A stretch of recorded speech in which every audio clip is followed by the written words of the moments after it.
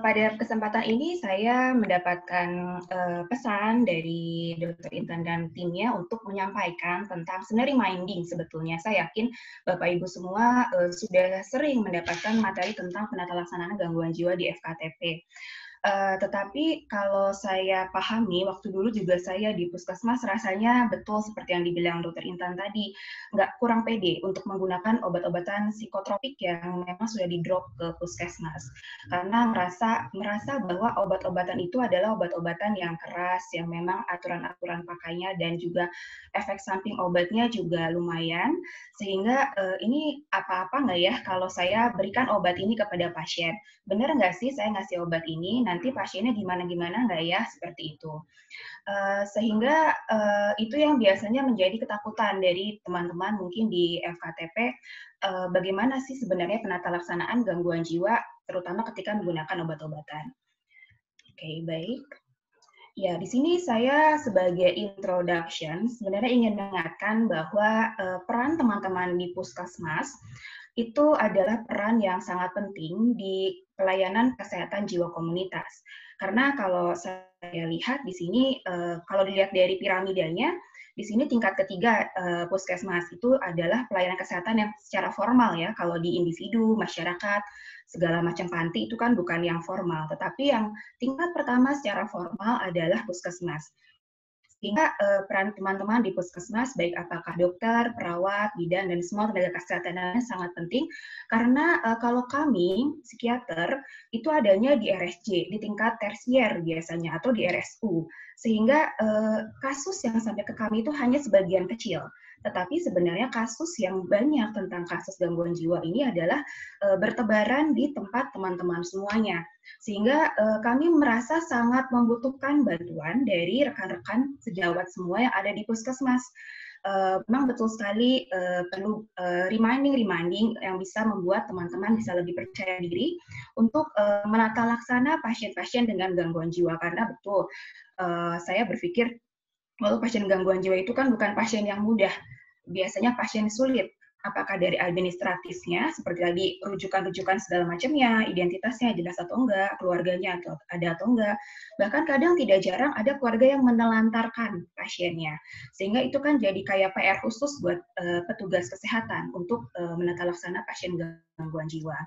Tapi kita tidak jangan hanya melihat ke kesulitan-kesulitannya saja, kita juga perlu melihat berbagai macam potensi yang kita punya. Apalagi di Kota Bandung, saya percaya potensi dari dinas kesehatan dan puskesmasnya sudah sangat baik, SDM-nya juga fasilitasnya juga sudah baik, sehingga ayo kita manfaatkan potensi yang sudah ada di puskesmas itu. Di sini saya juga reminding lagi bahwa di sini tingkat pelayanan kesehatan jiwa di komunitas itu terbagi jadi primer, sekunder, tersier. Tentu rekan-rekan di puskesmas adalah yang berperan di tingkat primer. Di sini ada pelayanan yang non-medik maupun medik. Dia memfokuskan pada layanan medik. Dan pelayanan medik itu apa saja? Ada penyuluhan, penilaian psikiatri, deteksi dini, dan pengobatan.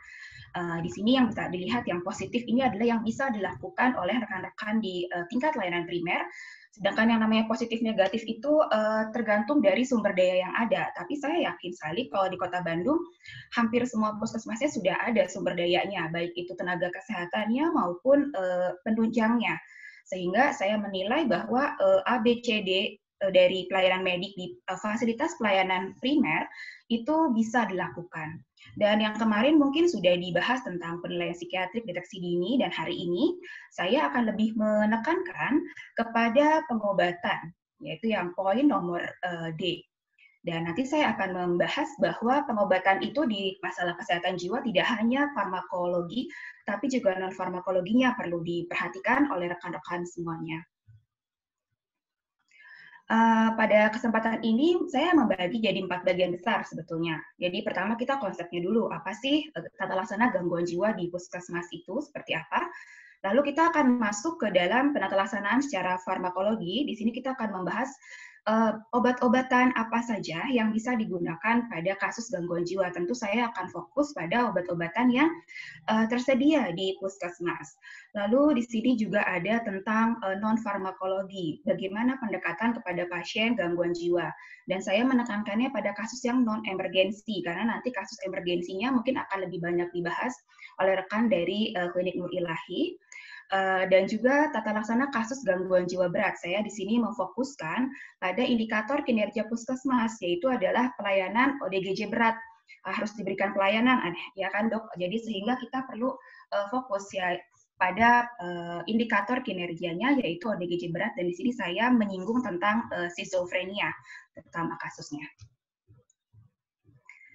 Baik, sekarang kita masuk, sebelum kita masuk ke dalam pengobatan, mungkin saya kembali mengingatkan rekan-rekan dokter umum sekalian, bahwa kita sebagai dokter itu memiliki level kompetensi atau tingkat kemampuan yang bisa dicapai ketika kita menghadapi atau menangani suatu kasus.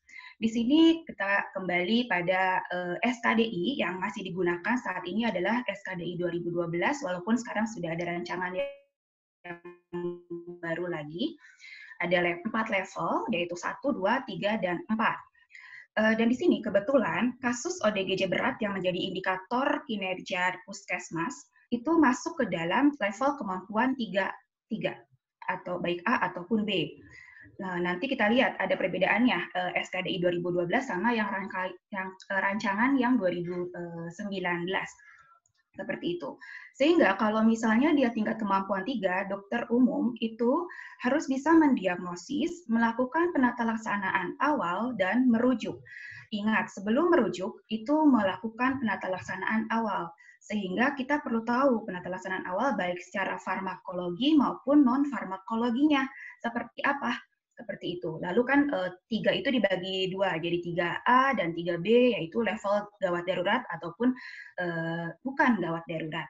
Seperti itu. Lalu masuk ke tingkat kemampuan 4, ini yang level yang lebih tinggi lagi, yaitu dokter mampu mendiagnosis, melakukan penatalaksanaan secara mandiri dan tuntas. Tuntas itu artinya bisa melakukan tata laksana kasus tersebut hingga selesai, tidak perlu konsul, seperti itu. Dan ini memang tingkat kemampuan ini selalu dievaluasi mungkin oleh kolegium karena seiring dengan perkembangan zaman yang ada di lapangan seperti itu. Jadi tidak jarang mungkin akan bergeser-geser, tapi sampai saat ini kita lihat dulu yang 2012. Sehingga kita berharap kalau pasien yang memiliki gangguan dengan level kompetensi 3, diharapkan rekan-rekan di puskesmas, dan saya yakin di setiap puskesmas Kota Bandung sudah ada dokter umum, minimal 1 orang dokter, bisa melakukan penatalaksanaan awal sebelum merujuk pasien tersebut. Apakah itu kasus gawat darurat ataupun bukan gawat darurat.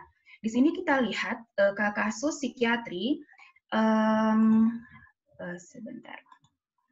Di sini dilihat psikosis, skizofrenia, gangguan waham, psikotik, gangguan skizoafektif, ini yang termasuk ke dalam gangguan jiwa berat, kita lihat level kompetensinya adalah 3A.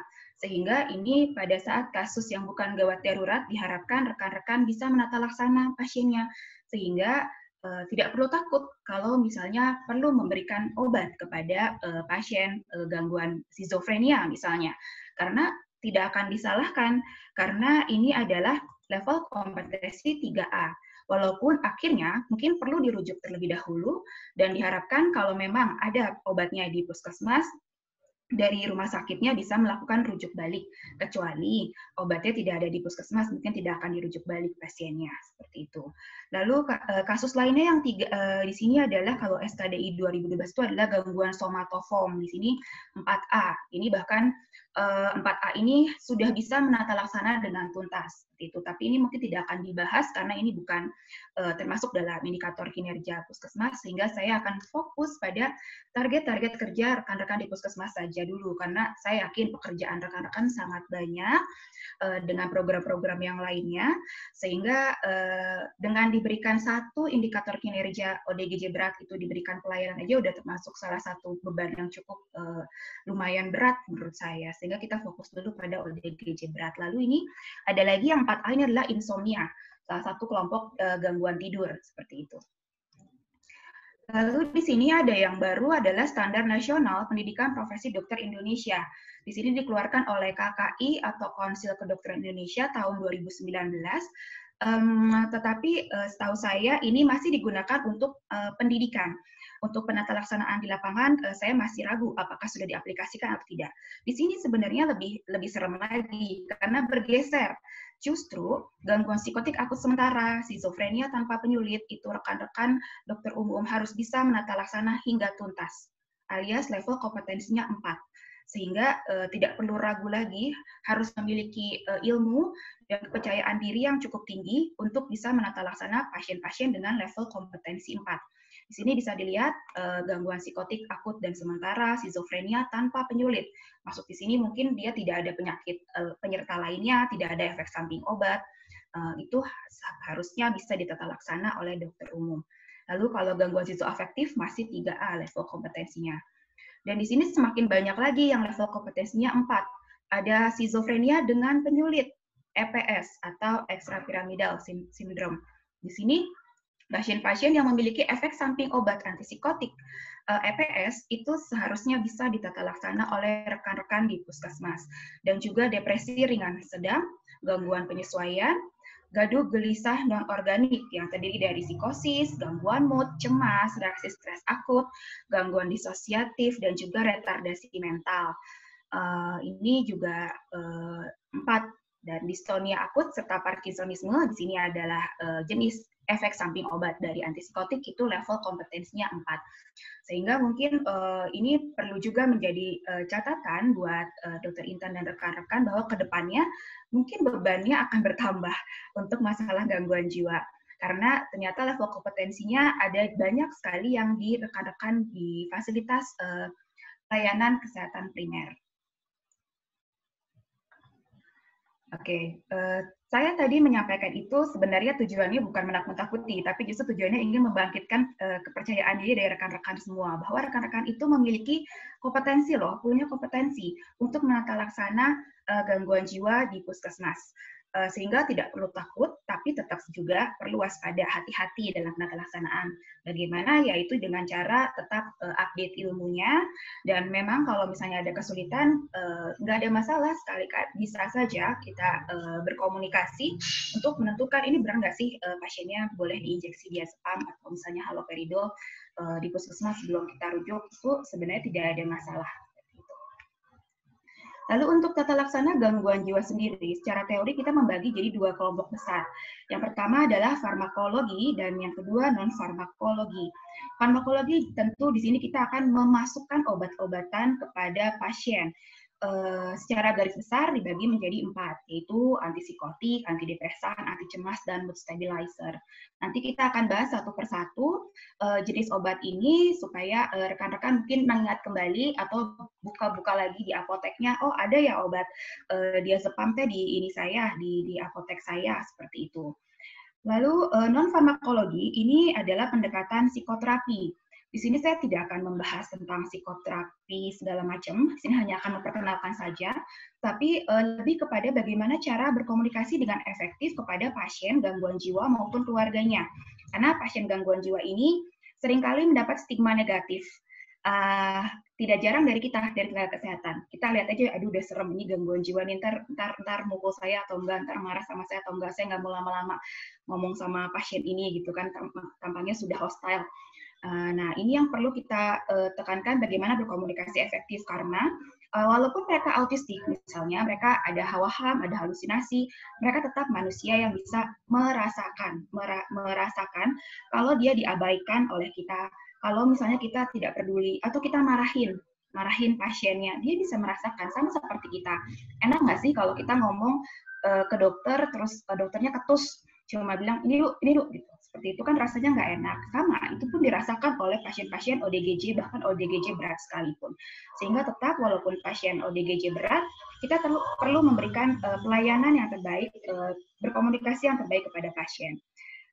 rekan-rekan memang tidak di puskesmas tidak dibebani untuk memberikan psikoterapi individu, terapi kelompok, terapi keluarga, tapi biasanya ada yang dilatih konseling biasanya. Atau saya kurang paham apakah di Bandung sudah ada puskesmas yang memiliki tenaga psikolog. Saya kurang paham. Mungkin akan lebih baik kalau ada seperti itu. Dan ini juga ada tambahan terapi-terapi seperti ECT, TMS. Ini biasanya sering dilakukan di rumah sakit jiwa. Terapi-terapi yang tambahan untuk yang pasien-pasien yang resisten terhadap obat-obatan jiwa. Dan sekarang saya akan masuk ke farmakologi. Di sini saya akan masuk ke pembagian obat-obatan jiwa atau psikofarmakologi. Biasa dibagi menjadi 4 bagian besar. Yang pertama antipsikotik, antidepresan, anti cemas, dan mood stabilizer. Antipsikotik ini yang saya dapatkan informasinya dari rekan-rekan di Dinkes bahwa ada haloperidol, chlorpromazine. Ini haloperidol ini obat paling tua ya, sehingga saya yakin pasti ada. Tapi walaupun dia obat tua, tetap masih sering kita gunakan karena masih efektif sebetulnya. Lalu ada flufenazine, trifluoprazin, risperidon, dan clozapine. Ini termasuk obat yang cukup baru. Termasuk hebat ya, kita di puskesmas sudah ada risperidon, clozapine, sehingga mungkin saya perlu tahu juga puskesmas apakah di Kota Bandung sudah semua puskesmas terdistribusi secara rata obat-obatan ini, sehingga mungkin karena kadang kalau saya di Geraha Atma berpikir ini rujuk balik iya nggak ya, iya rujuk balik apa nggak ya gitu, kayak ragu-ragu ini obatnya ada nggak ya, seperti itu. Lalu antidepresan yang paling tua adalah amitriptilin. Walaupun dia tua, obat tua ini masih sangat efektif. Asal kita tahu kapan kita pakai amitriptilin ini dan kapan kita sebaiknya tidak menggunakan amitriptilin. Dan juga ada obat ya SSRI yang lumayan baru, ini fluoxetine. Juga ini saya sebenarnya mau bertanya, ini fluoxetine itu di cover BPJS atau enggak ya kalau di puskesmas, itu yang saya perlu tahu informasinya. Mungkin nanti mohon bertukar informasi. Karena kalau bisa sampai di cover BPJS itu sangat bagus sekali ya untuk kasus-kasus depresi ataupun cemas. Lalu ini anti cemas golongan benzodiazepin, ada diazepam dan lorazepam. Saya yakin diazepam ini tidak hanya digunakan oleh kasus-kasus gangguan jiwa, tapi biasanya kasus-kasus neurologi, kejang sering menggunakan diazepam, sehingga ini cukup familiar mungkin. Tapi nanti bagaimana peruntukan diazepam dan lorazepam untuk kasus-kasus gangguan jiwa. Dan juga ada mood stabilizer, mungkin maaf. Mood stabilizer ini valproat ini biasa digunakan oleh neurolog untuk pasien-pasien epilepsi biasanya, tetapi di kami juga kasus-kasus gangguan afektif itu bisa menggunakan mood stabilizer. Contohnya adalah valproat. Nanti setelah ini kita akan buka satu demi satu obat-obatan jiwa sehingga rekan-rekan bisa reminding lagi dan bisa lebih percaya diri untuk menggunakan obat-obatan tersebut di puskesmas masing-masing. Baik, yang pertama adalah masuk ke antipsikotik. Di sini antipsikotik secara teori dibagi jadi dua. Yang pertama generasi pertama dan lalu generasi kedua yang lebih baru. Kita biasa sebutnya tipikal dan juga atipikal. Di sini cara kerjanya antipsikotik yang tipikal ini adalah nenek moyangnya antipsikotik. Dia adalah antagonis dopamin sehingga dia memblokade reseptor dopamin pada possinaptik. Karena di sini kondisi pasien psikotik ini terjadi masalah ketidakseimbangan reseptor neurotransmitter dopamin. Ada beberapa contoh obatnya yaitu haloperidol, chlorpromazine, trifluoprazin, dan flufenazine termasuk golongan generasi pertama. Lalu generasi kedua itu dia memblokade reseptor dopamin dan reseptor lainnya seperti serotonin serta reseptor lain seperti histamin juga muskarinik, sehingga nanti efeknya lebih variatif dibandingkan dengan antipsikotik yang tipikal atau golongan generasi pertama. Jadi nanti kita bisa lihat kok bisa sih clozapine ini dipakai pada orang gangguan afektif bipolar. Kok bisa sih pasien depresi, kalau misalnya mungkin rekan-rekan pernah bikin rujukan, kenapa dibikin diagnosanya depresi tapi dikasihnya risperidon, seperti itu. Sehingga ini karena kan memang blokade reseptornya, dia tidak hanya blokade reseptor dopamin yang bertanggung jawab terhadap masalah gejala psikotik, tapi dia memblokade reseptor lain seperti serotonin yang bertanggung jawab terhadap gejala mood atau depresi, dan reseptor-reseptor lainnya seperti histamin dan juga cholinergic. Oke, di sini saya masuk ke obat pertama. Ini saya menampilkan gambar, tidak ada niatan sama sekali untuk promosi atau di latar belakang disponsori oleh obat tertentu, tapi ini hanya menunjukkan sediaan-sediaan obatnya saja. Karena ada yang sudah generik murni, ada yang masih paten sebetulnya. Ini ada haloperidol, ada yang tablet, ada yang drop, dan yang injeksi. Dan injeksinya juga ada yang short acting atau kerja pendek sehingga dia digunakan untuk kondisi akut, dan juga ada yang long acting. Dia kerja panjang, jadi bisa beberapa minggu dia kadarnya bertahan di dalam darah sehingga bisa digunakan untuk long acting. Dan nanti biasa direncanakan pasien-pasien yang tidak patuh minum obat atau dukungan keluarganya kurang, support sistemnya kurang, juga bisa direncanakan untuk diberikan long acting injeksi.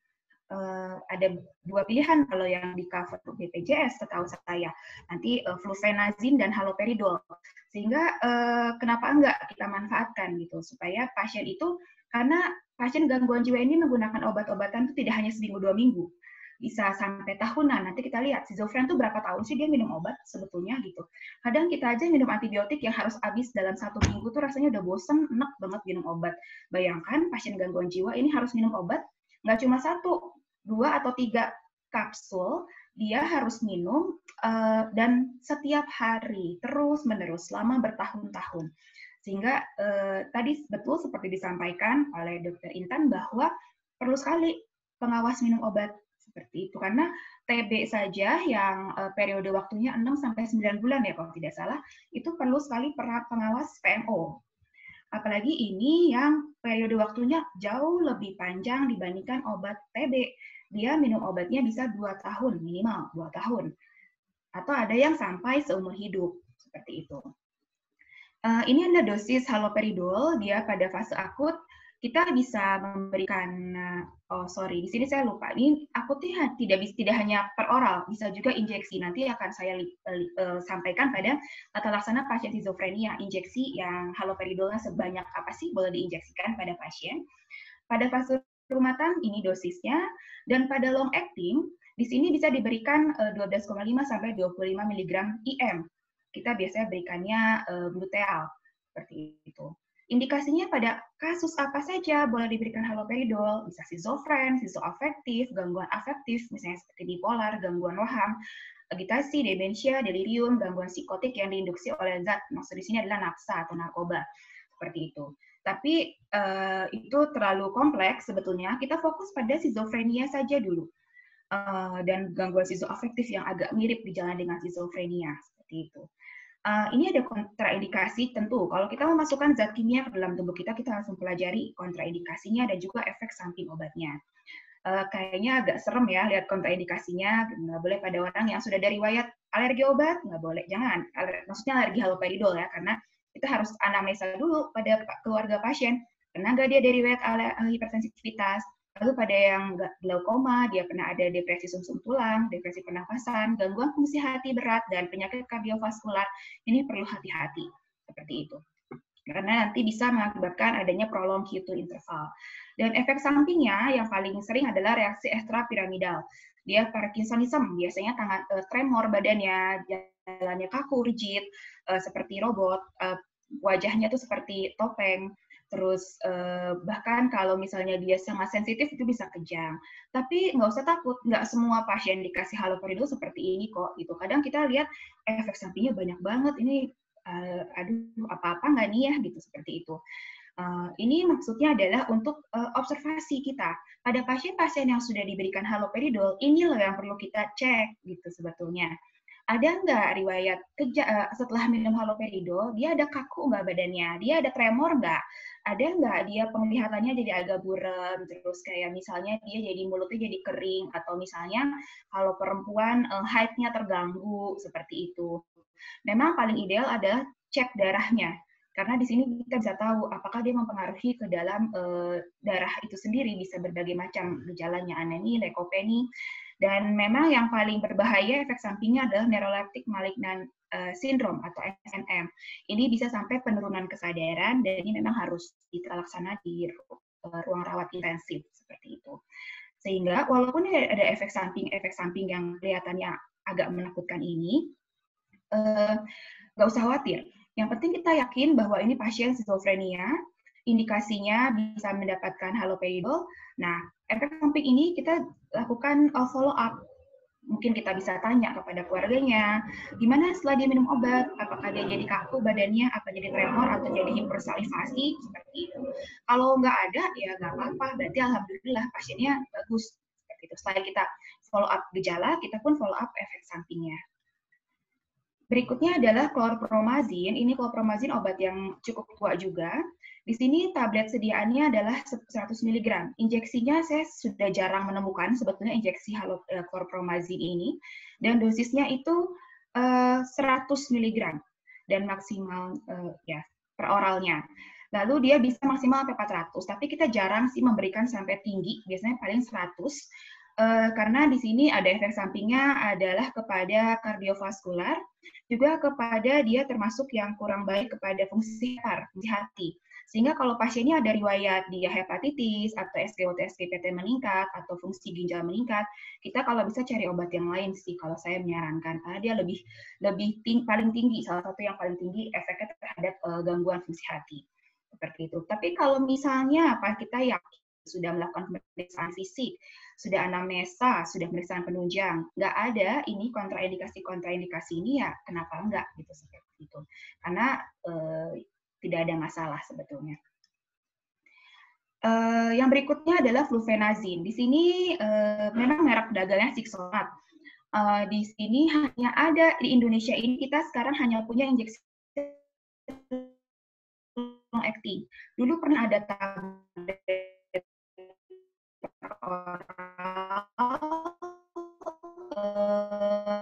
tetapi sudah nggak ada setahu saya, tapi saya nggak tahu apakah masih atau enggak, tapi jangka panjang. Dan sama pemberiannya juga seperti haloperidol dekanot yang diberikan ke peruteal, IM, lalu indikasinya adalah untuk skizofrenia, skizoafektif, gangguan afektif, dan gangguan waham. Seperti itu. Lalu ada kontraindikasi, mirip-mirip sebetulnya kontraindikasinya. Prinsipnya adalah riwayat alergi, fungsi hati, fungsi ginjal, apakah dia ada riwayat istilah jam atau penurunan kesadaran sebelumnya. Kalau nggak ada, ya insya Allah. Gitu. Jadi memberikan obat. Mungkin ada beberapa puskesmas yang sudah ada labnya, itu akan lebih bagus. Jadi dicek dulu SGOT, SGPT, ureum, kreatinin, seperti itu. Nah, ini adalah efek sampingnya. Efek sampingnya paling sering EPS sebetulnya, tapi kadang juga agak sedasi, agak mengantuk juga. Lalu ini ada beberapa efek samping lainnya, seperti yang sering dikeluhkan itu kadang-kadang juga berat badan. Kenapa ya setelah pakai obat ini jadi makan terus? Nah, berat badannya meningkat, seperti itu. Dan yang paling berbahaya sebenarnya ada neurolaptic malignant syndrome, tetapi ini agak jarang, sebetulnya jarang. Oke, baik. Selanjutnya adalah trifluoprazin. Trifluoprazin ini bentuk sediaannya tablet. Tablet merek dagangnya ada Stelazin, Stelosi, dan diberikannya pada fase akut bisa 10-15 mg per oral. Kalau sudah rumatan dia 5-20 mg. Ini obat-obatan buat skizofren dan teman-temannya. Lalu mirip juga sama kalau misalnya dia ada riwayat gangguan fungsi hati-hati ya. Lalu juga riwayat penyakit diskrasia darah, pernah ada penurunan kesadaran, dan efek sampingnya juga hampir mirip-mirip seperti itu dengan yang tadi haloperidol. Karena ini mereka satu golongan, sebetulnya golongan tipikal itu efek sampingnya hampir sama. Tipikal ini efek samping ekstrapiramidalnya termasuk cukup tinggi sehingga makanya orang banyak menghindari. Dan kadang suka dikasih trihexyphenidyl untuk mengatasinya atau untuk mencegahnya, mencegah efek samping ekstrapiramidal. Tapi sebetulnya kalau saya berpikir kalau tidak ada efek samping ekstrapiramidal seperti yang tadi saya sebutkan, tremor, jalannya kaku, terus rigiditas, hipersalivasi, tidak perlu diberikan trihexyphenidyl karena efek samping trihexyphenidyl juga kurang baik sebetulnya. Dan kita masuk ke antipsikotik yang golongan kedua, yaitu risperidon. Ini dia tablet sediaannya. Yang di puskesmas itu sediaannya tablet. Ini ada juga sebetulnya yang long acting, risperidon consta, tetapi ini tidak ini harganya sangat mahal, sehingga memang tidak direkomendasikan. Jadi, tapi kalau misalnya ada, ini perlu informasi hanya untuk edukasi kepada pasien kita atau keluarganya. Jadi sebenarnya ada loh beberapa pilihan obat untuk injeksi long acting, injeksi jangka panjang, dan flufenazine. Sedangkan yang lainnya masih banyak seperti risperidon, sekarang ada aripiprazol, lalu ada paliperidon, itu masih banyak lagi antipsikotik yang lebih baru lagi, yang long acting dengan katanya sih efek samping ekstrapiramidanya lebih minimal, tapi ya ada kualitas, ya ada harga juga, kadang harganya mahal sekali seperti itu. Tapi kita nggak usah khawatir, kita punya kok yang di cover BPJS. Ini dosis inisial risperidon kita biasa berikan 1-2 mg di awal, kita titrasi, kita naikkan perlahan, dosis optimalnya 3-4 mg. Lalu kalau ini depot itu maksudnya adalah long acting, biasa bisa diberikan hingga 2 minggu sekali gitu. Kalau tadi haloperidol dekanoas, kita bisa memberikan 1 bulan sekali kepada pasien. Sehingga lumayan pasiennya nggak harus minum obat setiap hari, hanya diinjeksikan sebulan sekali, pulang, udah gitu di aktivitas sehari-hari, akhirnya bulan depan lagi kontrol lagi. Tetapi memang kekurangannya, tidak semua pasien itu cukup dengan satu injeksi. Kadang ada yang perlu obat tambahan. Jadi kadang-kadang memang dia diinjeksikan haloperidol dekanoas, tapi dia masih belum terkontrol gejalanya, sehingga kita berikan obat tambahan yang lain. Tapi kalau saya berpikir ya lumayan, daripada enggak sama sekali, minimal obat antipsikotiknya sudah masuk dan stabil di dalam darah. Prinsipnya adalah stabil di dalam darah, nggak naik turun. Sehingga kalaupun dia lupa minum obat tambahannya, gejalanya nggak akan kacau-kacau banget. Gejalanya masih terkontrol. Idealnya sih memang harus dipastikan obat tabletnya pun diminum, tapi kalaupun enggak, ya minimal si long acting-nya, kadar obat dalam darahnya sudah cukup stabil. Ini kontraindikasinya, hipersensitivitas, indikasinya untuk schizofren, skizoafektif, gangguan afektif, agresivitas, berbagai macam agresivitas, karena semua gangguan jiwa itu bisa agresif. Lalu treatment resistant OCD, sehingga kita sering menemukan orang-orang yang tidak psikotik, bukan schizofren, tapi dikasih risperidon. Kadang suka ada pasien yang nanya, ini saya dikasih ini, saya artinya gangguan jiwa berat ya, gitu. Nah, lalu efek sampingnya, nah di sini, kalau antipsikotik golongan kedua yang atipikal, memang efek samping utamanya adalah ke berat badan dan metabolik. Sehingga kita perlu menyarankan pasien untuk dicek kadar lipid secara rutin pada pasien-pasien yang mendapatkan antipsikotik golongan generasi kedua. Seperti risperidon, clozapine, kita suruh cek profil lipidnya, kita juga suruh cek gula darahnya, seperti itu. Karena tidak jarang mereka meningkatkan profil lipid pasien. Dan tidak juga jarang pasien akhirnya jadi gendut, jadi makin besar badannya, seperti itu. Nah, nanti kita harus ada pertimbangan lagi. Pertimbangan ini memang nggak gampang-gampang susah gitu. Obat jiwa tuh itu aja, nggak banyak. Tapi pertimbangan memilih obatnya itu yang perlu kita, banyak hal yang perlu kita pertimbangkan. Ada juga efek samping EPS, tapi dia lebih ringan dibandingkan yang golongan pertama tadi. Lalu hati-hati, biasanya antipsikotik golongan 2 lebih ngantuk. Sehingga pasien-pasien yang biasa membawa kendaraan, kita perlu edukasi. Jangan harus ditemani, jangan sampai nanti ada kecelakaan karena dia misalnya ngantuk efek setelah minum obat. Lalu dia juga bisa meningkatkan prolaktin.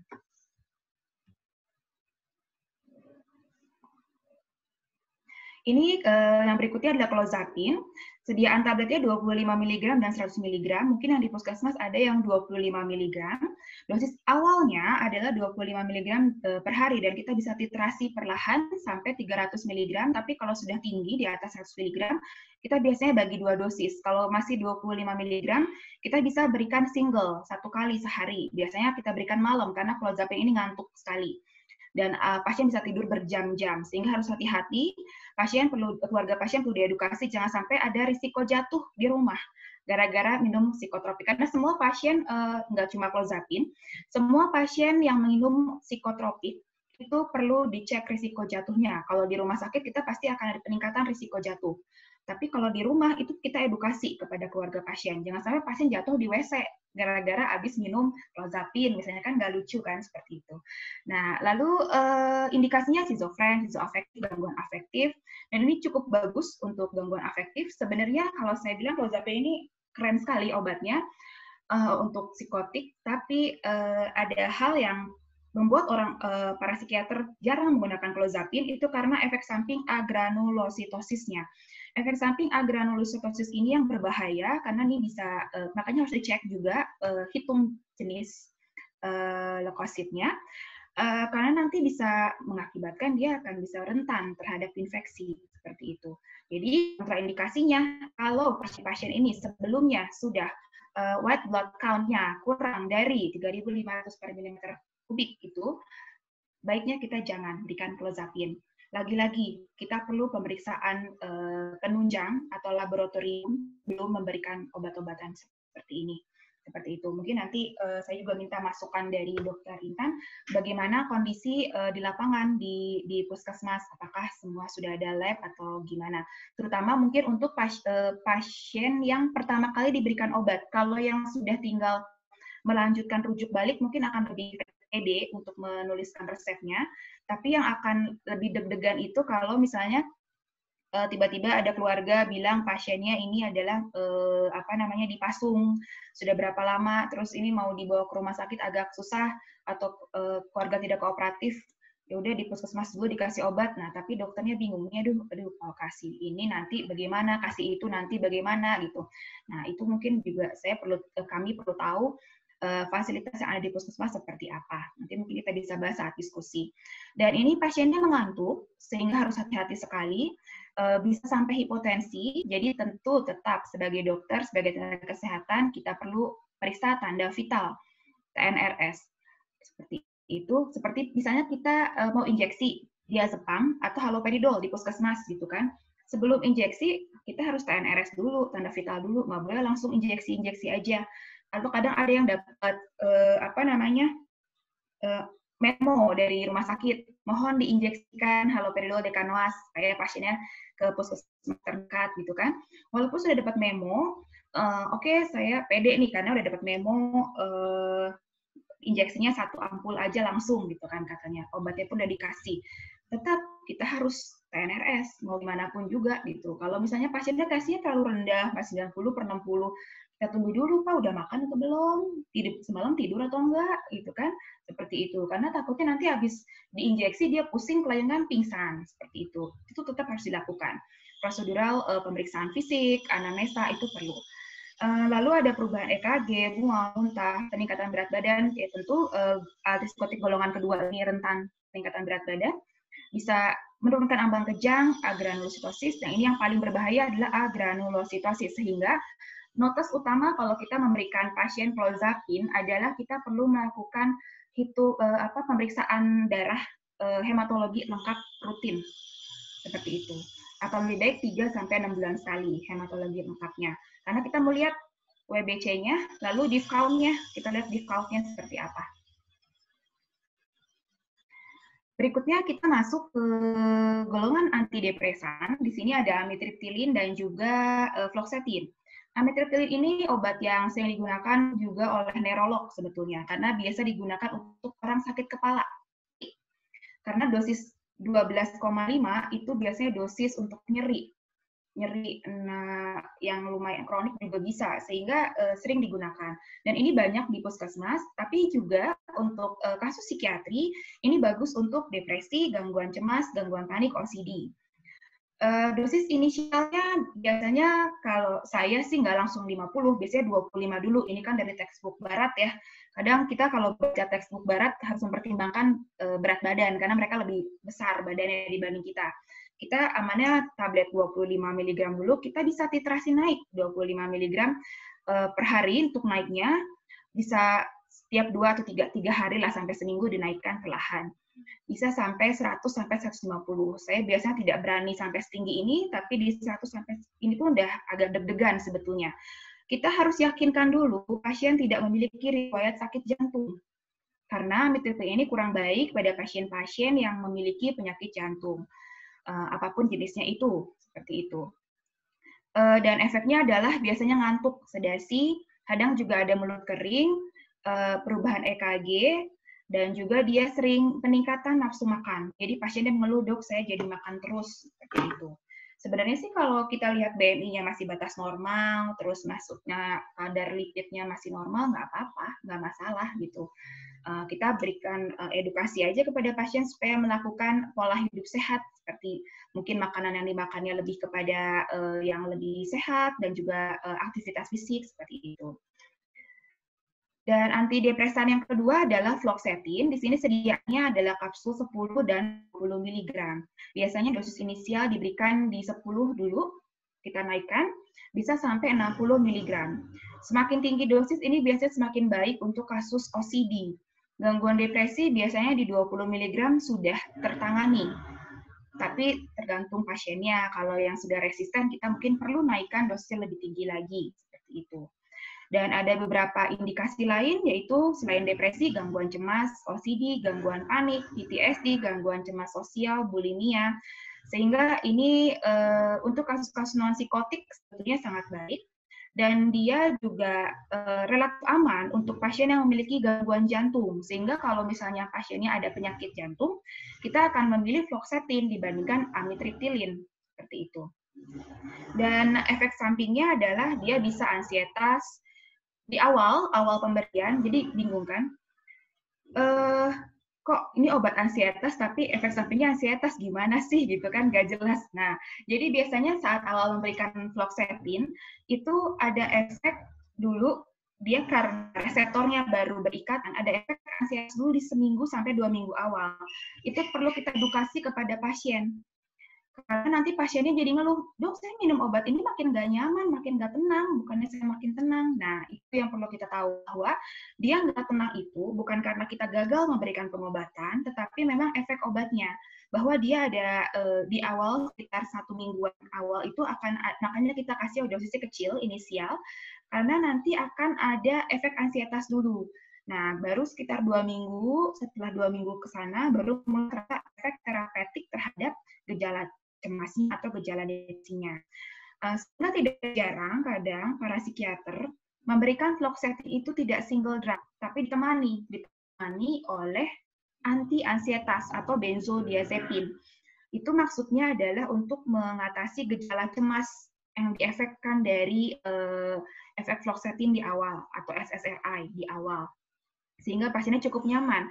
Karena kita kan kalau mengobati pasien, ingin pasiennya nyaman, seperti itu. Jadi kita temani dulu sama benzodiazepin di awal untuk mengcover efek ansietasnya di awal, nanti baru kita turunkan perlahan benzodiazepinnya, lalu fluoxetine kita lanjutkan sampai waktu yang kita rencanakan untuk terapi tersebut. Seperti itu.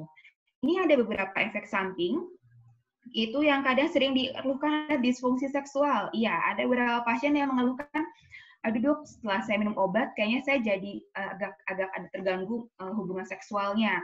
Itu betul, sehingga memang ini ada kekurangan dari fluoxetine ini. Dia juga kadang ada sakit kepala dan insomnia, serta tegang.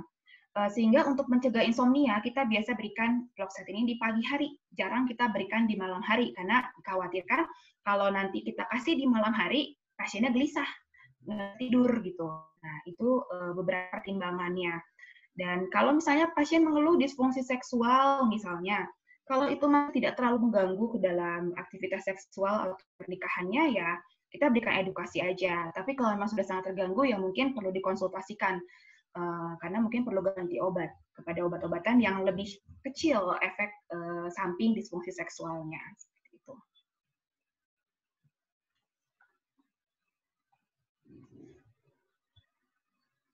Oke, sebentar. Baik, sekarang kita masuk ke dalam anti cemas. Anti cemas yang pertama adalah diazepam. Diazepam ini ada sediaan tablet, ada juga injeksi. Untuk kasus-kasus yang emergensi biasanya diberikan injeksi. kapan kasus gangguan jiwa bisa diinjeksikan diazepam, nanti akan saya bahas di akhir.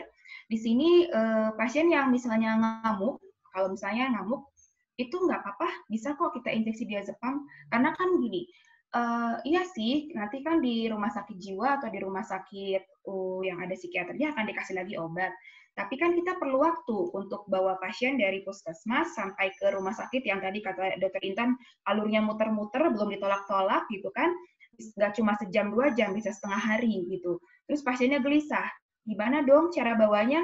Kita punya diazepam, nggak ada masalah gitu. Kita bisa injeksikan. Kalau misalnya injeksi diazepam, nanti bakal depresi pernafasan atau enggak ya? Karena kan yang ditakutkan biasanya injeksi diazepam itu takutnya adalah depresi pernafasan.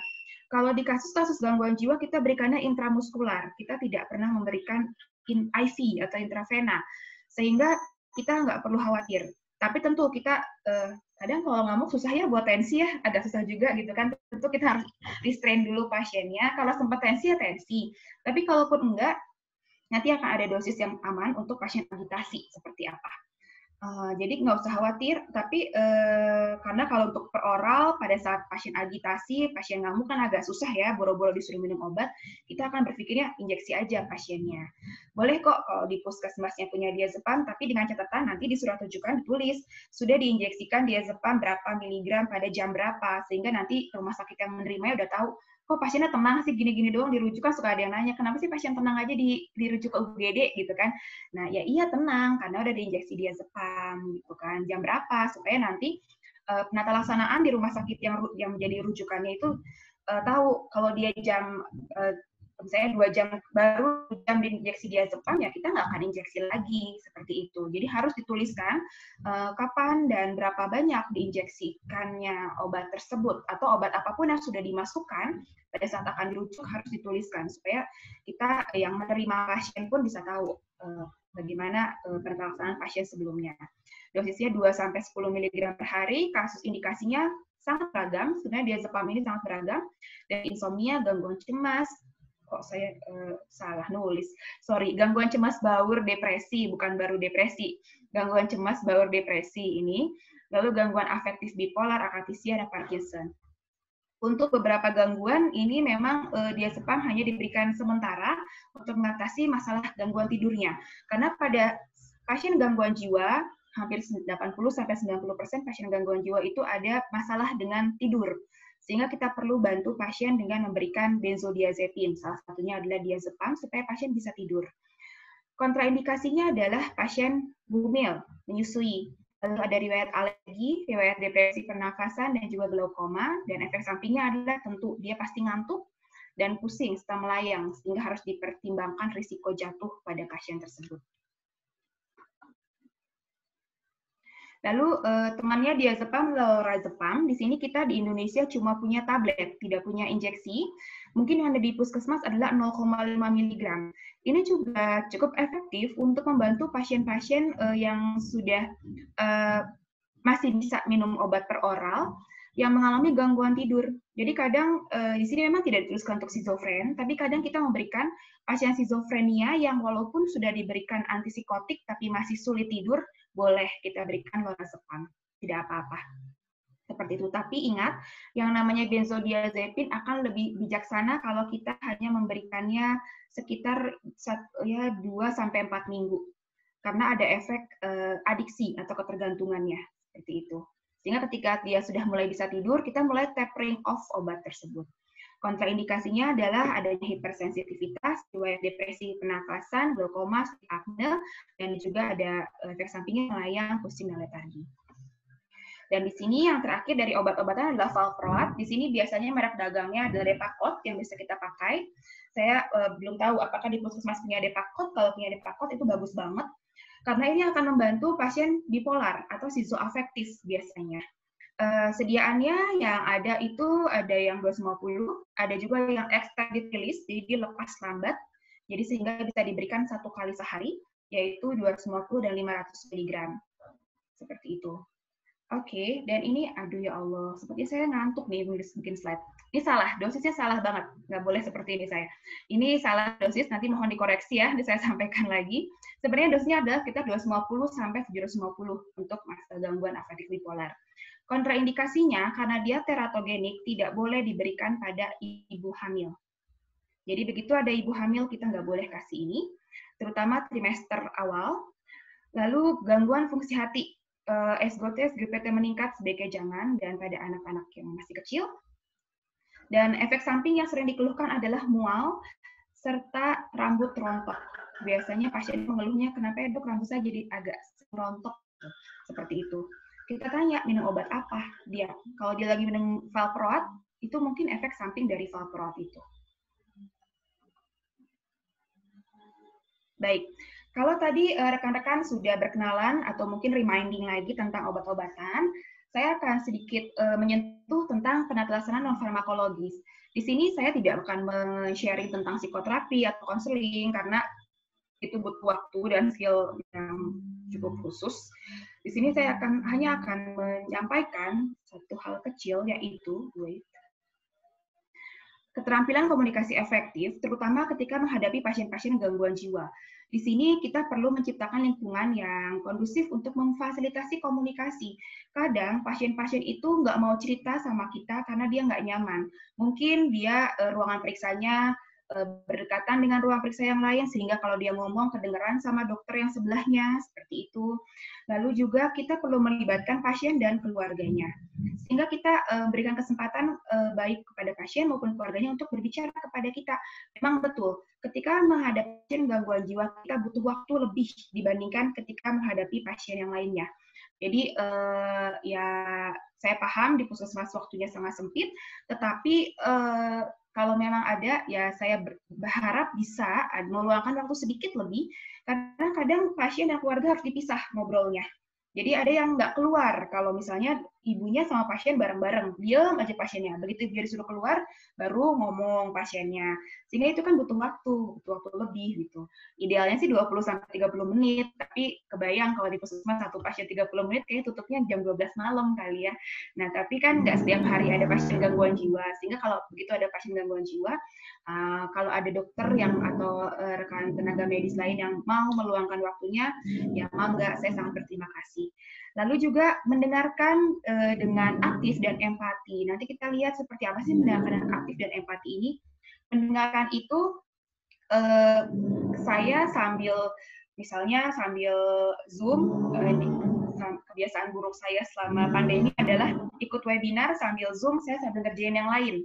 Gitu kan, Zoom-nya nyala, saya ngerjain yang lain, apakah saya sambil makan atau sambil apa. Nah, itu bukan mendengarkan dengan aktif. Atau misalnya ada pasien di depan kita sambil buka handphone gitu, itu bukan mendengarkan dengan aktif. Dan juga empati, seperti itu. Lalu bersahabat dan juga menghargai serta tidak menghakimi. Karena kalau kita bergaul dengan pasien dengan gangguan jiwa, kita biasanya, kalau istilah gampangnya saya adalah, saya bermain di sisi gelap kehidupan seseorang. Sisi gelap kehidupan seseorang itu mungkin dia akan menceritakan trauma-trauma masa lalunya, dia akan menceritakan kebiasaan-kebiasaan buruk dia yang lama, seperti itu. Yang mungkin kadang nggak sesuai dengan hati nurani saya, dengan nilai-nilai agama saya mungkin. Nah, kita nggak bisa menghakimi, nggak boleh. Itu misalnya, kalau misalnya dia mungkin cerita saat itu dia minum pakai narkoba, pakai sabu, gitu kan, sebelum akhirnya dia mengalami gejala skizofrenia, gitu kan. Kita mikir, ih pakai sabu kan ngaco banget, tuh salah banget, itu kan narkoba. Nah, kita nggak boleh menghakimi seperti itu. Lalu gunakan komunikasi nonverbal, jadi seperti gestur tubuh kita juga, kita bisa paham kan, ada orang yang kalau mendengarkan posisi duduknya leye-leye gitu kan, santai, kayaknya ini orang dengerin saya apa enggak sih gitu. Ada juga yang mendengarkan dengan seksama, sehingga gestur kita ketika menghadapi pasien itu sangat penting. Dan juga merespon dengan sensitif ketika pasien menceritakan pengalamannya yang sulit, seperti tadi, misalnya dia pernah dapat bully misalnya, pernah dipukul oleh bapaknya misalnya. Nah, gimana sih responnya gitu kan? Nah, itu juga perlu berlatih seperti itu. Dan di sini mendengarkan secara aktif itu sebenarnya adalah bukan cuma pasien gangguan jiwa ya, mungkin semua dokter-dokter juga, saya yakin dokter-dokter yang prakteknya laku, ini sudah melakukan teknik komunikasi efektif ini dengan baik. Karena dia bisa buat pasien nyaman dengan dia. Jadi kita perlu mendengarkan tanpa teralihkan oleh hal lain. Seperti itu, dan juga kita mengobservasi apa yang dia katakan maupun apa yang dia gunakan, bajunya, wajahnya, gestur tubuhnya, seperti itu.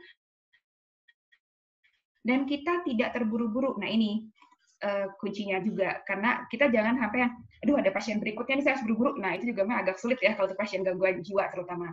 Dan kita membiarkan pasien, ketika pasien kadang kan ada yang suka diem lama, diem terus nggak mau ngomong gitu kan, kita coba biarkan dulu gitu, berikan waktu dia dulu untuk apakah dia mungkin karena autistiknya dia diam itu, atau mungkin dia diam karena dia khawatir gitu, cerita sama dokter ini baru ketemu sama saya, bisa dipercaya nggak sih dokter ini gitu kan.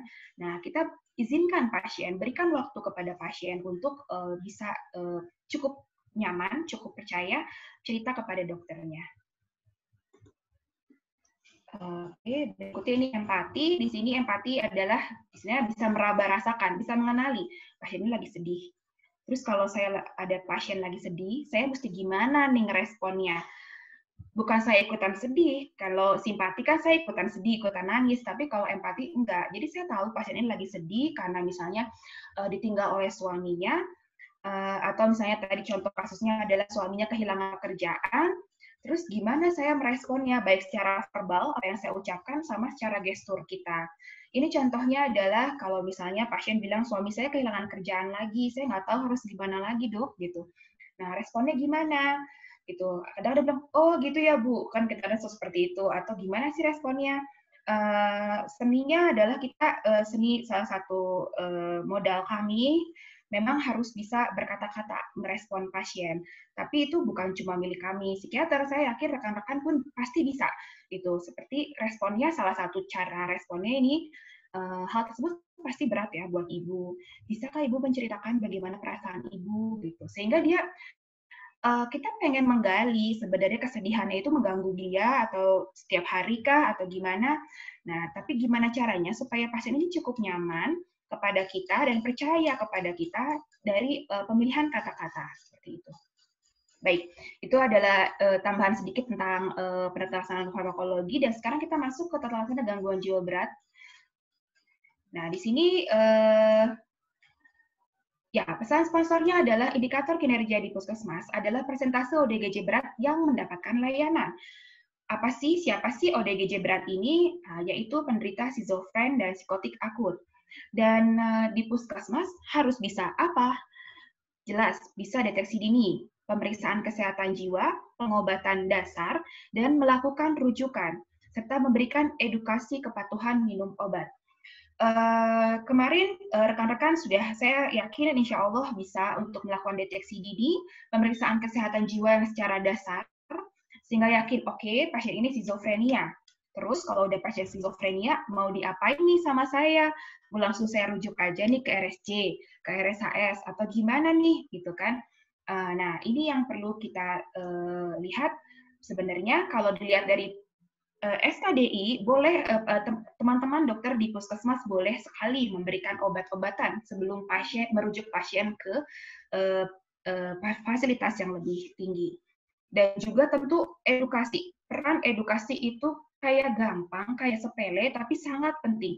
Edukasi kepada pasien, dan mungkin kalau pasien lagi autistik agak sulit ya, kepada keluarga pasien tentang kondisi pasien. Nanti kita lihat berapa lama sih pasien harus minum obat, apa aja obatnya, seperti yang tadi sudah dibahas, bahwa obatnya ada pilihannya ini, dan juga kenapa sih harus patuh minum obat, seperti itu. Di sini saya sebetulnya mengutip dari PNPK. Nanti mungkin kalau rekan-rekan mau mendownload, ini bisa, ini bebas sekali di-download, tentang PNPK, Pedoman Nasional Pelayanan Kedokteran Jiwa, dari Kementerian Kesehatan tahun 2015, tentu ini disesuaikan dengan level kompetensinya. Kalau level kompetensinya balik lagi ke SKDI. Oke, level kompetensi saya 3A, saya harus bisa apa? Oke, untuk kasus ini saya kompetensinya 2, saya sampai di mana? Seperti itu. Kalau pada fase akut di sini, biasanya pasiennya itu agitasi, agresi, dan gaduh gelisah atau mutisme sama sekali. Biasanya gitu, ribut banget atau diem banget gitu. Dan kita perlu memberikan ketenangan kepada pasien serta juga merencanakan obat.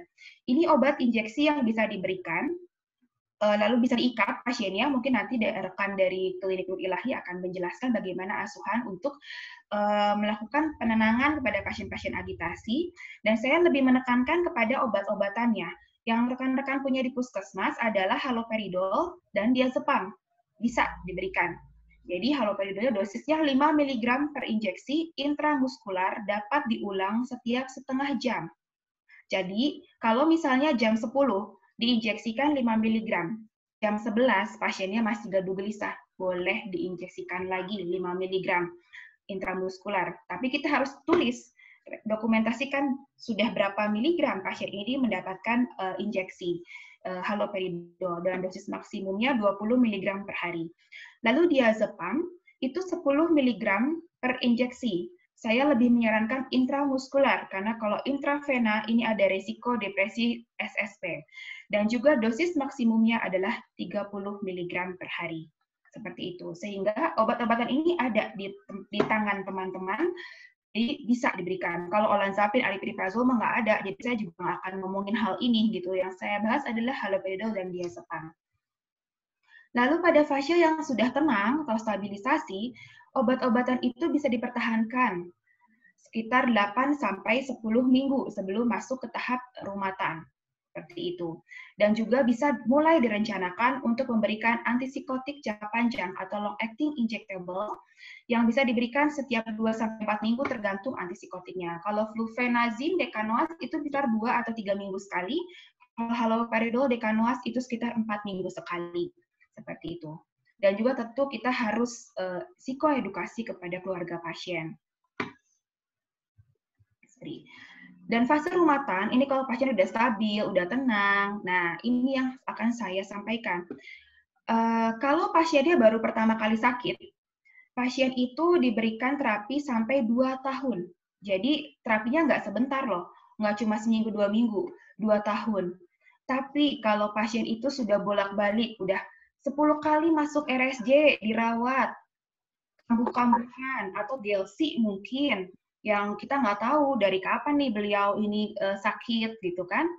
Terapi diberikan sampai 5 tahun bahkan seumur hidup. Ini yang perlu disampaikan kepada keluarga pasien sehingga keluarga pasien bisa paham pentingnya minum obat. Bahwa obat ini jadi jangan sampai gini. Kadang pasiennya udah tenang dok, udah nggak ngamuk lagi, udahlah nggak perlu lagi minum obat. Nah itu yang nggak bisa karena secara teori pasien ini akan minum obat jangka panjang. Kalau misalnya dia sakit pertama bahkan sampai 2 tahun, kalau dia sudah kambuh-kambuhan bahkan 5 tahun sampai seumur hidup. Dan ini perlu sekali peran pengawas minum obat, sehingga mungkin memang sih di Keswa ini belum ada program khusus seperti TB. Kalau TB kan udah jelas ya form-formnya seperti apa, tapi kita dari pusatnya belum ada, tapi minimal di lapangan bisa melakukan edukasi seperti itu. Edukasi kepada keluarga pasien supaya bisa paham bahwa penting sekali minum obat, penting kontrol ke puskesmas, penting kontrol ke rumah sakit. Kadang juga keluarganya yang menghentikan gitu, dan perlu disampaikan bahwa dengan lebih sering kambuh-kambuhan, prognosisnya semakin buruk. Jadi akan lebih baik kalau dia dituntaskan dulu pengobatan, kalau sampai 2 tahun ya 2 tahun, sampai nanti kita tapering off obatnya, turunkan secara perlahan gitu. Jangan hanya karena ngerasa pasiennya udah nggak ngamuk, dalam sebulan udah berhenti obat. Nanti tunggu 2-3 bulan lagi ngamuk, repot lagi, dan bahkan dia akan jadi lebih lama minum obatnya. Seperti itu. Oke, baik. Dan ini adalah efek samping, mungkin bisa nanti akan detailnya, silakan rekan-rekan boleh mengakses langsung PNPK ini. Penata laksanaannya ini sudah dibikin oleh kementerian, lebih enak, sudah bahasa Indonesia, sudah applicable. Sebetulnya kalau ada EPS, apa sih yang mesti kita kerjain gitu kan? Boleh kok kalau misalnya pasiennya gini, datang dia biasa dapat haloperidol. Biasanya sih biasa aja, tiba-tiba dia tremor, gemeteran gitu kan. Nah, mau kita rujuk ke rumah sakit, ribet lagi gitu kan. Sementara penata laksanaannya gimana? boleh teman-teman berikan triaxifenidil. Saya yakin triaxifenidil ada ya di puskesmas mungkin. Dosisnya sekitar 1-15 mg per hari, tetapi biasanya di dosis 2 mg sampai 4 mg pun sudah cukup efektif untuk mengatasi efek samping ekstrapiramidal seperti itu. Sehingga ini bisa dilakukan di puskesmas. Dan kalau udah ada efek samping yang kondisi sindroma neuroleptik maligna, kalau ini sih gejala ekstrapiramidal yang disertai penurunan kesadaran, ini mah sudah harus ditata laksana di rumah sakit.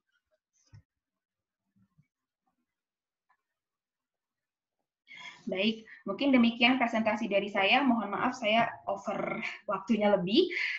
Ini sebenarnya saya hanya terakhir menyampaikan pesan dari perayaan Hari Kesehatan Jiwa Sedunia tahun 2020 pada bulan lalu.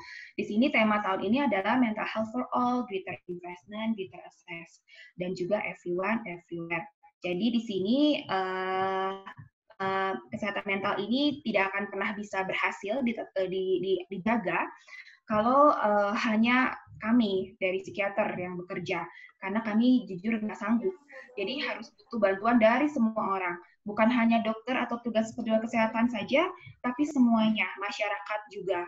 Jadi perlu edukasi kepada semua masyarakat, diharapkan dari puskesmas bisa menyampaikan lagi edukasi-edukasi kepada masyarakat yang lebih membumi mungkin. Mungkin ilmu dari saya nggak bisa diberikan kepada ibu kader, kepada masyarakat, tapi mungkin diolah lagi oleh rekan-rekan dari puskesmas sehingga bisa melakukan edukasi-edukasi kepada masyarakat tentang kesehatan jiwa sehingga lebih aware, lebih peduli, atau bisa masuk ke dalam program Posbindu, Posyandunya juga itu akan lebih bahagia sekali buat kami, sehingga semua bisa mengakses pelayanan kesehatan jiwa.